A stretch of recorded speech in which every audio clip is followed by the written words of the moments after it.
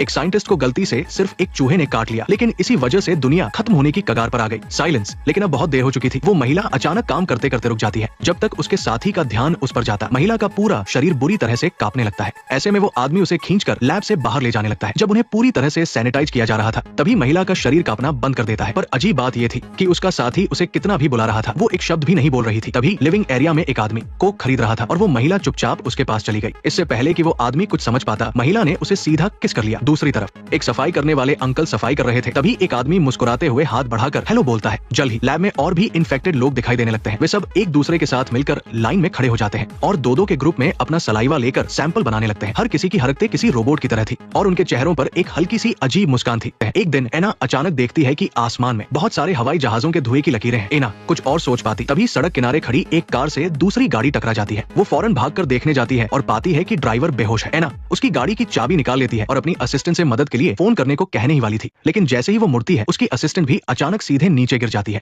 एना अपनी असिस्टेंट के फोन से कॉल करने की कोशिश करती है, लेकिन गिरने से स्क्रीन पूरी तरह टूट गई थी। कोई और रास्ता न देखकर वो मदद के लिए पास के एक बार में भाग कर जाती है, लेकिन अंदर का नजारा देखकर वो वही हैरान रह जाती है। घबराहट में एना एक राह चलते आदमी का फोन छीन लेती है और फौरन मदद के लिए फोन लगाती है, लेकिन दूसरी तरफ से कोई भी फोन नहीं उठा रहा था। एना भागकर बाहर जाती है और देखती है कि उसकी असिस्टेंट की हालत बहुत खराब हो रही है। एना ज्यादा सोचे बिना फौरन दरवाजे पर लगे साइन बोर्ड को जमीन पर लेटाती है और जल्दी से अपनी असिस्टेंट को उस पर लेटा देती है, क्योंकि उसकी खुद की गाड़ी बहुत छोटी थी जिसमें एक ही इंसान आ सकता था। वो अभी अभी बेहोश हुए ड्राइवर को धक्का देकर पैसेंजर सीट पर कर देती है। साइलेंस। अस्पताल जाते हुए रास्ते में उसे आगे एक पुलिस की गाड़ी खड़ी दिखाई देती है। एना ये देखकर राहत की सांस लेती है और तेजी से आगे बढ़ती है, लेकिन पास जाकर देखने पर पता चलता है कि पुलिस की गाड़ी भी सड़क किनारे पलटी हुई है। गाड़ी में बैठे दोनों पुलिस वाले जिंदा है या नहीं कुछ पता नहीं था, और जो चीज एना को सबसे ज्यादा हैरान करती है वो था दूर दिख रहा शहर जो आग की लपटों में घिरा हुआ था। ऐसा लग रहा था मानो दुनिया खत्म हो रही हो। जल्द ही एना अस्पताल पहुंच जाती है, लेकिन यहाँ का हाल भी बुरा था। डॉक्टर और मरीज सभी बुरी तरह से कांप रहे थे। कोई और चारा न होने पर एना एक स्ट्रेचर बाहर निकालती है, लेकिन जैसे ही वो अपनी असिस्टेंट को उस पर लिटाने लगती है, अचानक उसके झटके रुक गए और फिर चेहरे पर एक अजीब सी मुस्कान आ गई, जिसके बाद उसकी सांसें पूरी तरह थम गई। एना जब इस बात से दुखी थी, तभी